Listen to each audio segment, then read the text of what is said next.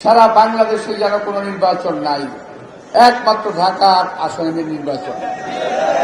সারা দেশে যেন কোনো প্রার্থী নাই, একমাত্র প্রার্থী মির্জা আব্বাস, আর কোনো প্রার্থী নাই। এমন একটা ভাবসাব তাদের ভেতরে। ভাই, বাংলাদেশের ৩০০টি আসনে বিএনপি নির্বাচন করছে, শান্তিপূর্ণ নির্বাচন হচ্ছে। আমার এখানে কোনো অশান্তি সৃষ্টির চেষ্টা করবেন না। আপনি যদি চেষ্টা করেন, জনগণ তার জবাব দেবে। আমরা তার জবাব দেব না। জনগণ 12 তারিখে ভোটের মাধ্যমে, ব্যালটের মাধ্যমে জবাব দেবে। এবং আজকের যে মিছিল ইনশাল্লাহ আমাদের হবে, সেই মিছিল দেখে শিক্ষা নিন। বিএনপির সামনে বাংলাদেশের কোন দল টিকে থাকতে পারে না, পারবে না, পারবে না। আমাদের কর্মীরা এখন পর্যন্ত অত্যন্ত শান্ত এবং নীরব, ভালো ভূমিকা পালন করছে। আমি আমার কর্মী ভাইদেরকে অসংখ্য ধন্যবাদ জানাবো, আপনারা ধৈর্য ধারণ করবেন।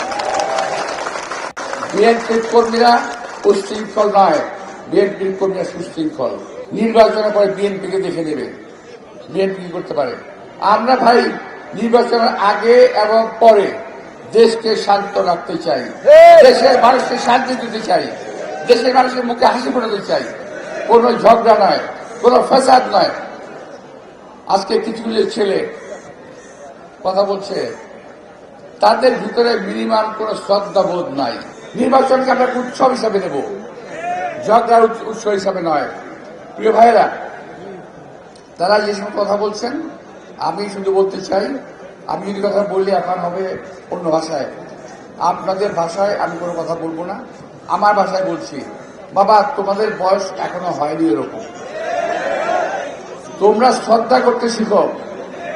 একটা কথা মনে রেখো, আমি শেখ সাদির একটা কবিতার ছোট্ট একটা লাইন বলতেছি, বে আদব বে নসিব বা আদব বা নসিব।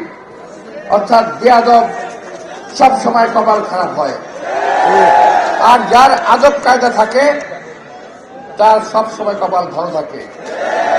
আমি আবারও বলছি, তোমার সবার জন্য কথা মনে রাখো। বড় কবিতার শেখ সাদির আদব কায়দা সম্পর্কে একটা কবিতা আছে, সেই কবিতার একটি লাইন, বে আদব বে নসিব বা আদব বা নসিব। কথাটা মনে রাখবেন। আমি আমার সন্তান তুল্য যারা আজকে আমার সঙ্গে কথা বলেন, তাদের উদ্দেশ্যেই আমার এই উপদেশমূলক কবিতাটা আমি পড়লাম।